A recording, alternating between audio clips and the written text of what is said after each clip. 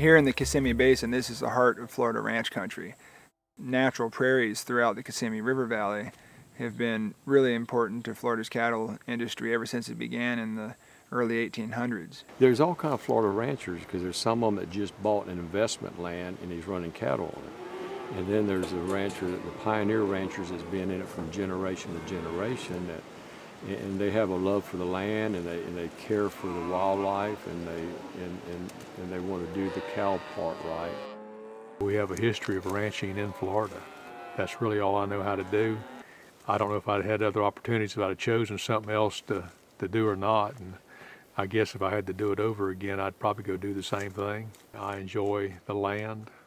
I enjoy the wildlife. I enjoy cattle. Working farmers and working ranchers, they're often very fine naturalists in their own right, often very curious about what's happening on their own, really interested in some of this natural history type of, or pure ecology. So I think a lot of what we've done is we've been able to tell as scientists these wonderful ecological stories about what is happening on farms and ranches from a science perspective.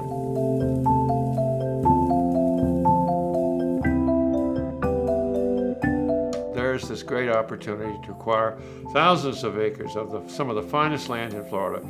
Keep it in private management, keep it in private ownership. And if the sons want to sell out, there'll be another family that will accept the responsibility who wants to live that lifestyle forever. But here's a unique situation where we could have it both ways. You didn't have to spend all the taxpayer money in order to acquire the title to the land, but you could sure acquire a portion of the land, its development rights, and still let the ranching families continue in their way of life that they had enjoyed for generations. It was a win-win.